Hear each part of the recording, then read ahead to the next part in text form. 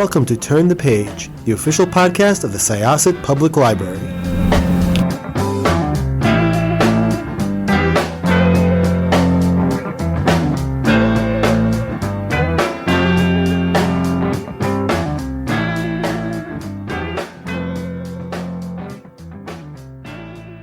Hello, everyone. Welcome back to Turn the Page. I am one of your hosts today. I am Jen, a media librarian, and I am joined by my colleague. Hi, I'm Kaye, and I'm one of the Reader Services librarians here at Syosset Public Library. My whole spiel is to get a book and put it in your hands, so that's all that I really do here.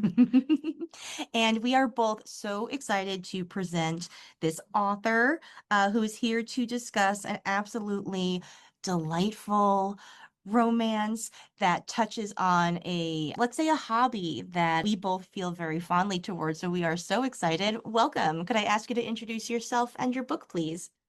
Of course. Thank you so much for having me. I am Lenora Woods, and my book is Roll for Romance. It's a D&D Dungeons and Dragons romance about the short version is it's about two first-time players who fall in love both in the game and outside of the game as well.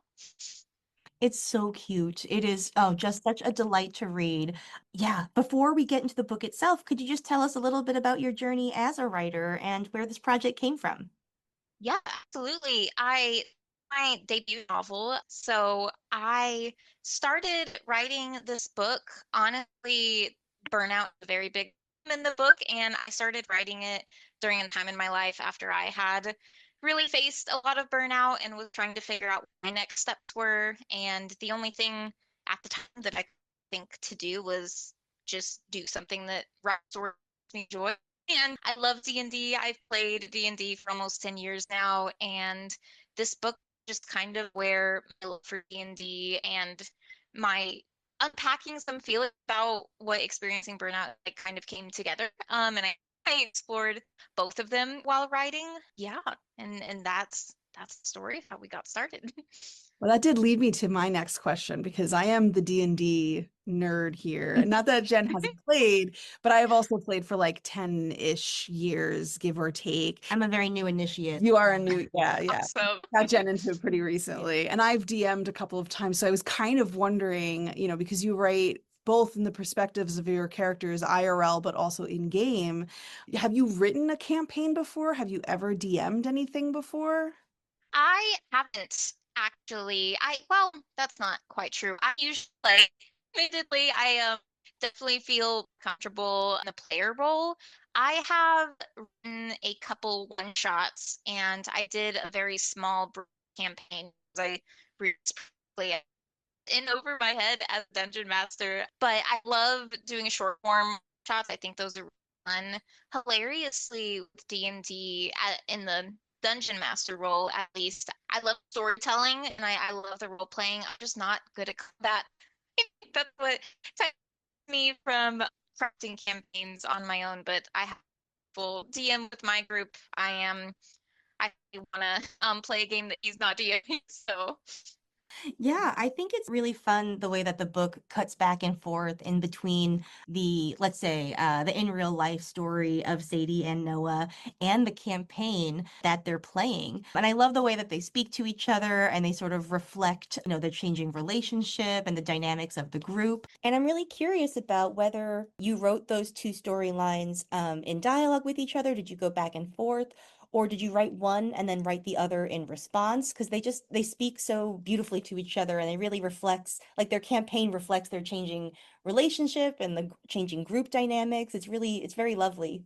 thank you. That's so wonderful to hear. I'm really glad that it resonated with you. I definitely from the very beginning, I mean, this book has changed over edits and different processes, but one of the things that has always stayed the same is I very much intended for it to be the campaign. You're getting that perspective. And the very first scene that I wrote for it was actually from the D&D character's perspective, from Jay Lee's. And I knew that I wanted her to be very close to Sadie. So I think part of what I was really interested in exploring was I don't know, I'd love to hear what it's like for you two and if this is something that resonated with you or if it's different from player to player. But what I have found in playing D&D is a lot of times new players, sometimes it helps to play a character similar to you, or at least just a kind of archetype that feels maybe comfortable or fun or brave. And so that's what I knew I wanted Sadie to explore with Jaylee, was kind of just taking a step back from all the issues that she was kind of having in her real life and just embrace like exactly the kind of confident, funny, brave character that she kind of hoped was an energy she could bring into her own life and kind of do that within the safety of like the D&D space. So it was definitely something I always intended. I think also the fun of like having the near closeness of like you're playing with a romance between the characters, but is that something that's translating away from the table instead, or is it something that you're just doing at the table? And I kind of really enjoyed playing with the push and pull for that with her and Noah. Yeah, I mean, as someone who's played probably as long as you have, Lenora, like I remember my first D&D campaign very fondly, though it did not end well, like many Oh first no.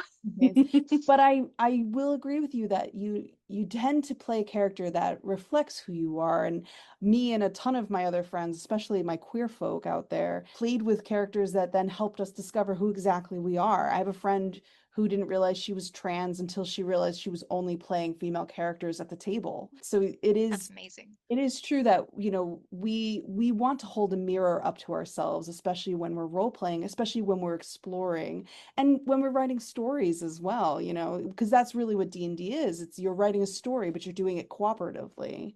Mhm. It translates really well into a book form, which I'm sure you've realized. And, it's a wonderful way to figure out, who you want to be and who you are, which leads me to my question, actually. Do either of these characters have like characteristics of yourself? Did you write yourself into this book at all? I like to ask authors that because I think it's fascinating. Oh, that is a very good question. But yes, just to say, totally agree with you. I think that's the beauty of D&D. I think that's what's so special about it and what has drawn so many people to the game and to the community. But yes, I think maybe it's different for each author, but personally, I think it's a little impossible not to write yourself into maybe every character in a book, like exploring different aspects of yourself. I think perhaps with this story specifically, what I explored the most that was something similar to me was just Sadie's journey. Just what I mentioned about the burnout. It was something I had recently left a position when I started writing this book. And in the book, Sadie starts off and she's just lost her job. She's just been laid off. And she's exploring, like, oh my gosh, what the heck comes next for me? So I think my own experiences with burnout and what that felt like and how long of a healing process that can be and how important it is to connect with friends in a community that can help you kind of come back to yourself, was really important for me. And that was something as part of maybe my story that I wanted to share through Sadie to hopefully make other people feel seen as well. I mean, a lot of the D&D, obviously. I love the game so much. So this book really is my love letter to D&D and just kind of nerd culture in general, for sure. But I think maybe the most personal would be the burnout experience and the anxiety experience when Sadie has some of those episodes as well. Mm. Yeah, I found the burnout aspect to be really relatable as somebody who experienced that for sure in grad school very Oh, yeah. recently. And something that occurred to me actually while I was reading is that so her career is in marketing and she's playing D&D and I was like, "Oh my gosh, both those things have campaigns." And then I had my I had my brain explode moment for that. But I'd really would love to maybe talk about that in tandem with the D&D aspect and some of the things that Kay just brought up, which is that you mentioned it as a safe space too, which I think is absolutely relevant here, is that it can give you a lot of actually really good life skills that help you navigate your life outside of the game. Like it teaches you communication and problem solving and I put D&D on my resume when I was applying for jobs. nice. Amazing. Yes. Yeah. And I'm wondering, yeah, is that the role that you found it playing in your life with your with your groups? Do you have really a tight group that you play with? Yeah, I would say for sure. Hilariously, my group, I play with a few different groups and a few different games. I really like D&D. Can can y'all tell you? But one of the groups that I've played for almost 10 years now, we were kind of friendly beforehand, but I think D&D is what really kind of solidified our friendship and why we got to hang out more and things like that. But I think some of the things I've taken from my games, like I've cried in my games and characters have died, and there's been huge emotional arcs that like maybe aren't things that I would have explored in my personal life, but getting to kind of play those out, those situations and those different for my characters and my friends' characters. Like it's just it teaches you a lot of like empathy. I think reading fiction and things like that is that's such an important part of it. And it just lets you exactly what you said, just connect with the community and learn different things. I think also hilariously I've picked up other hobbies through D&D. Like I played a really strong character. I think it was like my blood hunter. He was very buff kind of himbo type guy. Loved him very much. Big inspiration for Kane in the book. And I started powerlifting after that. I was just like, you know what? We're just going to give it a go. Let's see what the strength score is all about. And I think getting to explore different archetypes encouraged me to explore that outside of D&D as well. So it's it's definitely like an easy way to dip your toe into new things and be like, oh, well, if my character could do this, I wonder, let me give it a go. So Absolutely. Yeah, that's a really cool example of, I guess, following your character into a new interest. That's awesome. And, there's that sort of joke that goes around the internet every once in a while about like, playing D&D in your teens, and it's like, I'm a cool warrior with fireballs. And then like in your late 20s and 30s, it's like I am a cleric experiencing PTSD and I have a bad relationship with yes. mom and My whole family was murdered one Yeah. day. I'm revenge. Yeah. Like it's really, I think it could be therapeutic too and help people like Yes.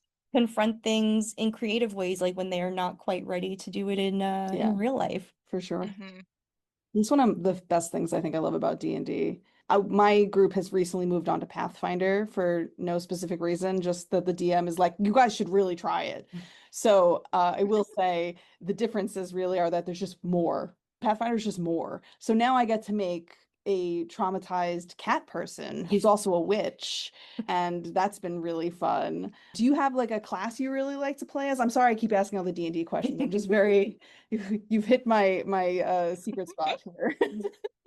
No, please ask me all the D&D questions. That sounds like an amazing character. We've definitely discussed trying Pathfinder as well, just 'cause it's so you can just personalize Yeah. to an extent that maybe D&D doesn't let you as much, so it's something I'm curious about. I would say I really like spellcasters for sure.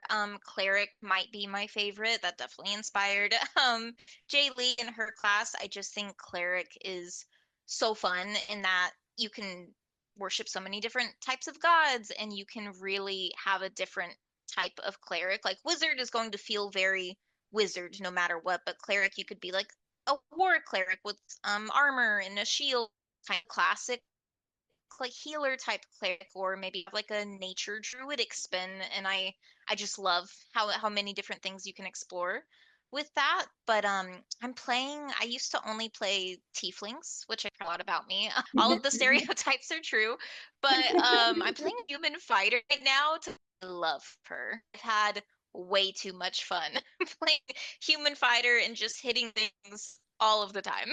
So yeah, I've found something to enjoy, and I think spellcasters probably were my Yeah, I Hmm. tend to gravitate towards halflings more than anything else. So like most of my oh characters. my gosh. And the best part is I became a crazy person and I made like a family tree of all the halflings I've ever played. So they're all related and they're all in the family tree. So like that lends I itself love that. of everyone else. Yeah, so it actually makes my DM's job a lot easier because then I'm like, oh yeah, she's got a whole family. Here they are. Or yeah, they have a whole family. Here's everybody. Here's the tree. So it's fun when you go a little nuts, I think. Hmm. Oh, Absolutely. Yes. I I'm love gonna that so much. Halflings are so fun. So fun. I have another question about the book before we wrap up. I'd love to talk about your approach to chemistry and tension. This is a question that I love to ask rom-com writers in particular. I'm so curious about like shaping characters and then also their dynamic. And what is your approach to crafting tension? You know, because you sort of have to balance the things that are like smushing them together and being like, now kiss, you know, and the things that are making them hesitant and like pushing them away from each other. So, like, how do you write chemistry? That's a great question. I have to admit it was really hard for me. I am not great at confrontation. Maybe that's another skill D&D has helped me with, but I just want them to kiss immediately. I want the happily ever after to be assured from page 1, and my editor had kind of hold my no, we need we need tension, we need the push and pull. And so honestly, shout out to my editor who helped me with a lot of that. But, man, I'm trying to think if I had any specific strategies. I think I just really enjoyed kind of dangling things, like unfinished sentences where it's like, okay, their hands touch, and it's like, when are they going to touch again? What does that feel like? What does that make her look forward to? Like, kind of dropping little breadcrumbs, I guess, until the moment, like the first kiss kind of happens. I do think actually what I could probably say craft wise for me is the first kiss or the first declaration or whatever kind of moment of realization that happens first. I usually start there. Like with when I'm starting with a couple like Noah and Sadie, I knew, well, I won't spoil anything actually, but I knew I was about to talk about the scene, but I won't. I knew what their first kind of romantic moment would be like and exactly how I wanted to play it out. And so I worked backwards from that. And I was like, okay, how can I build the moments and the little things that happen until that scene? And that really helped me. I think if I didn't know when it was going to happen, then it probably would have happened either on the first page or the last. So I think working backwards with chemistry really, really helped me. So I love that. That's a super cool approach. Yeah, you plant your flag in the distance and Yeah. plot your way there. That's a good way to do that. yeah, it worked for me. Ah, all right. Well, did you have any more questions, I'm good. Kay? I'm D&D'd out. Yeah, oh my gosh, just like thank you so much. The book was so delightful. And I guess just like my last kind of always in there question, like, do you have another book in you? Are you writing again yet? Or like what's on your horizon? Yeah, I can't share too much about it yet, but the next project I'm working on is going to be another D&D romance, just because I love so much writing role for romance, and I'm so honored that that you two enjoyed the read and that other readers have connected with it. So it will be another D&D with more another fantasy storyline, another campaign. And I'm just so excited to be able to share more one, but unfortunately that's the only little hint that I can give. That's perfect. I Yeah, we always love love that. to, yeah, end on a cliffhanger, you know, keep Yeah. them interested, keep them on Yeah. the great. Thank you again so much. This has been really lovely. Yeah, thank you both so much. I really appreciate it, and I'm so glad you enjoyed the read. Oh, loved it. Yeah. Yes. Amazing. All right, listeners, it's your turn now. Please check out Roll for Romance. It is just absolutely, absolutely delightful. I know I keep using that word, but it is just like it's a dream, a perfect little summer book for you. When you hear this, it'll be out in the world. So go to your favorite bookstore, library, perhaps, wherever you like to get your books. Do you have a place you like to send people for books? Oh my goodness, so many. I mean, please, yes, check out your local library, request it there. I would love that. My narrator, Ellie Gosage, is very exciting as well. So if you want to check out Libro FM or rent an audiobook, that would be incredible. And I used to work as a bookseller at Book People in Austin, Texas. So if you want a copy or if you want to order from there, I always love giving them a shout out. But if you let me talk too much, I will shout out everybody that I love. So I will stop there. But I do enjoy Book People. Oh, Book People is a great suggestion. Thank you very much. I'm very glad I asked. Of All course. right. Thank you for joining us, everybody. It's now time to close this chapter. It's time to close this chapter of Turn the Page. Join us for the next episode.